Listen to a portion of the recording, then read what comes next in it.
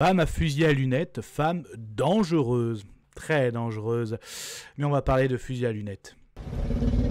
Soit on meurt en héros, soit on vit assez longtemps pour se voir endosser la peau du méchant. Pour ce genre de choses, il existe des hommes comme moi. Il t'arrive de saigner. Vous pouvez respirer, vous pouvez cligner des yeux, vous pouvez pleurer. Ah, m'a ramené le conduit celle-là. Maintenant que j'ai votre attention, Accroche-toi, petit. Salut à tous, c'est Fab et Degarmat sur ma chaîne, amis du cinéma, j'espère que ça va, amis des plateformes, j'espère que vous avez la forme. Et oui, c'est lundi rétro, on regarde dans le rétro, donc sur la chaîne 5F, hein, avis, films, séries, animation, live action, essentiellement pop culture. Mais le lundi, je le réserve à on regarde dans le rétro, on reparle de vieux films ou vieilles séries.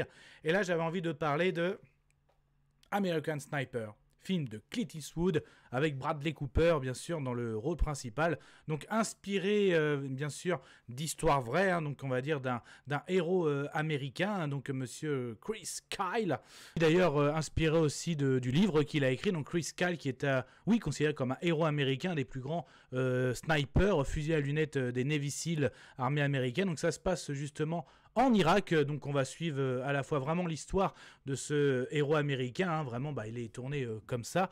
Donc le pourquoi du comment il s'est engagé dans l'armée, on le voit, en fait il est témoin des événements du World Trade Center et il veut en gros s'engager dans l'armée et en gros on lui propose carrément les forces spéciales et puis il arrive même dans les sélections donc il fait les tests des Navy Seals, hein, voilà, des forces spéciales américaines et après il arrive même à faire il fait les épreuves pour être tireur d'élite.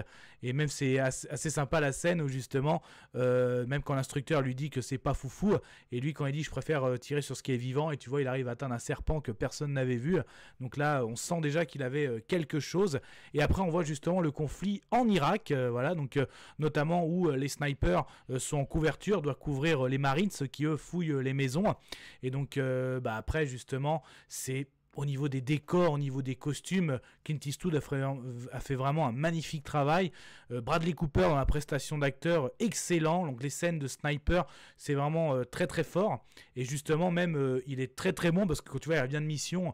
Alors lui, justement, l'État américain lui a desservi plus d'une centaine on va dire, de cibles atteintes. Même quand il passe un moment devant le psy, ils disent « Je suis prêt à rencontrer mon créateur et à lui dire le pourquoi du comment de chacun ». Donc pour lui justement, ce qu'il regrette, c'est ceux qui n'a pas sauvé. Donc au début c'était vraiment ça, puis après il a le surnom de légende, voire même il prend du galon et jusqu'à et oui, parce que l'ennemi mettra une prime sur sa tête. Et oui, donc là il y aura un conflit, alors pas autant un conflit, pas au degré de Stalingrad, hein, bien sûr, mais voilà, on retrouve des affiches. Apparemment, ça c'était vraiment, c'était vrai que justement ce sniper, cette légende américaine, voilà, était vraiment une cible, vraiment à abattre au niveau des ennemis. Beaucoup aussi, ça met en avant le stress post-traumatique parce que quand il va faire ses opérations extérieures en Irak, lui. Justement, quand il revient au pays, il a beaucoup de mal déjà, donc il devient père, mais c'est un père absent, un mari absent.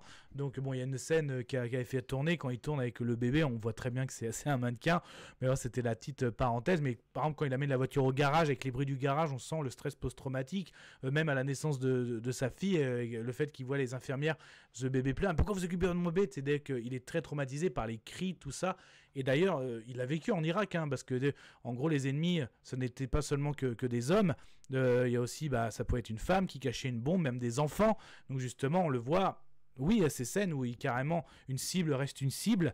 Donc c'est vraiment très très prenant ce film, un bon film de guerre, un bon film de sniper, un bon Bradley Cooper, un bon Clint Eastwood. Donc on est vraiment dans l'immersion. Donc franchement c'est vraiment pas mal du tout. Là, je vous le conseille si vous le connaissez pas. Sinon, qu'est-ce que vous en pensez de ce film? Donc on peut en parler dans les commentaires, c'est fait pour ça. Et d'ailleurs, tiens, mais oui, et si on parlait de Stalingrad? Bah oui, tiens, film de sniper. Canavo. je vous souhaite une agréable soirée. Désolé pour le bordel. Au revoir.